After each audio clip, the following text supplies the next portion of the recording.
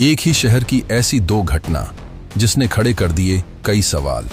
मेरठ उत्तर प्रदेश की उस सड़कों से आता है जहां एक ओर बुलडोजर चलता है तो दूसरी ओर विवाद को रोकने की कोशिश।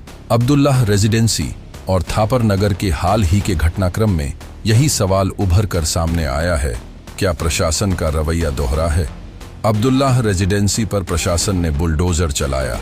कारण था अवैध निर्माण और अखिलेश प्रोजेक्ट में कथित सरकारी जमीन पर कब्जा। इस कॉलोनी में कथित तौर पर मुसलमानों को जमीन बेची गई और हिंदुओं की नो एंट्री जैसे बोर्ड लगाए गए थे। सीधे शब्दों में प्रशासन ने इन आरोपों की तस्दीक करते हुए कड़ा एक्शन लिया। लेकिन ठीक उसी शहर के थापर नगर इलाके में जब एक मुस्लिम परिवार ने एक हिंदू से मकान खरीदा तो बवाल मच गया।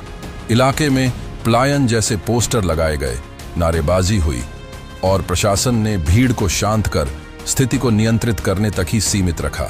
बुलडोजर जैसी सख्त कार्रवाई नहीं हुई। अब्दुल्लाह रेजिडेंसी पर प्रशासन ने बुलडोजर चलाया। आरोप था कि अवैध निर्माण और अखिलेश प्रोजेक्ट में कथित सरकारी जमीन पर कब्जे का साथ ही साथ यह भी आरोप लगाया गया कि इस कॉलोनी में कथित तौर 2023 पर मुसलमानों को जमीन बेची गई और हिंदुओं की नो एंट्री जैसे बोर्ड लगाए गए थे। सीधे शब्दों में प्रशासन ने इन आरोपों के चलते कड़ा एक्शन लिया।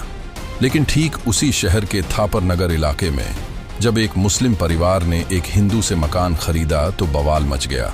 इलाके में पलायन जैसे पोस्टर लगाए गए, नारेबाजी हुई और प्रशासन ने भीड़ को शांत कर स्थिति को नियंत्रित करने तक ही सीमित रखा। बुलडोजर जैसी सख्त कार्रवाई नहीं हुई।